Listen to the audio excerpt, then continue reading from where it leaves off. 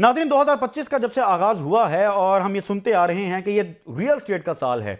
आया real estate का साल कैसे है, ये तो हमने अपने गुज़िश्ता प्रोग्राम में भी बात की और आज के प्रोग्राम में भी बात करेंगे। मगर अभी जो रियल एस्टेट सेक्टर के हवाले से खुशखबरियां हैं, कुछ उस हवाले से आप तक पहुंचाऊंगा, आपकी खिदमत में गोशगुजार करूंगा। सबसे पहले काइबोर में यानी शरह सूद में 1% तक मजीद कमी कर दी गई है।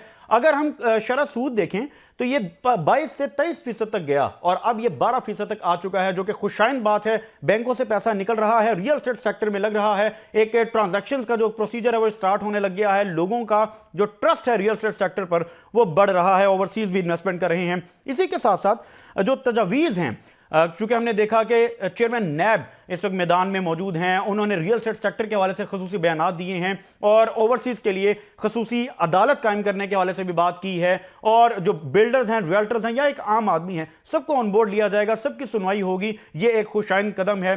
फिर तजावीज़ में यह भी शामिल है कि 5 करोड़ तक की मालियत की जो भी प्रॉपर्टी खरीदी जाएगी उनसे किसी भी किस्म की पूछगछ नहीं होगी, जो कि खुशाइन बात है। क्योंकि यूजली होता क्या है, लोगों के लिए मुश्किलात तब होती हैं जब उनको जस्टिफाई करना पड़ता है। सोर्स ऑफ इनकम के हवाले से जब हम बात करते हैं तो ये एक खुशाइन चीज़ है, ये अच्छी तजवीज़ है। इसी के साथ साथ 10 करोड़ मालियत तक की प्रॉपर्टी अगर आप खरीदते हैं तो ये भी खबर है कि उसमें आपको टैक्सेस के हवाले से नरमी की जाएगी। ये भी तजवीज़ है जो कि खुशाइन चीज़ है, चूंकि बड़ा इन्वेस्टर जो है वो मुल्क से बाहर जा रहा है और गुज़िश्ता कुछ अरसे में हमने देखा गल्फ में बहुत सारी इन्वेस्टमेंट हुई। सो हम पर उम्मीद है कि अगर इन पर अमल दरामद कर लिया जाए सो आने वाले वक्त में इंशाल्लाह ये रियल एस्टेट सेक्टर के लिए और पाकिस्तान के लिए बेहतरी होगी। और इसी के साथ साथ एडवांस टैक्स जो कि 4% है, उसके हवाले से तजवीज़ है कि उसको 0.5% तक कर दिया जाए, जो कि एक ज़बरदस्त तजवीज़ है। यह भी एक खुशाइन चीज़ है। यानी आने वाले वक्त में अगर इस पर इंप्लीमेंटेशन हो जाती है, जो कि हम पर उम्मीद है हो जाएगी, तो ये रियल एस्टेट सेक्टर के लिए बड़ी खुशाइन बात है। और 2025 की जब हम बात करते हैं, ये रियल एस्टेट का साल है,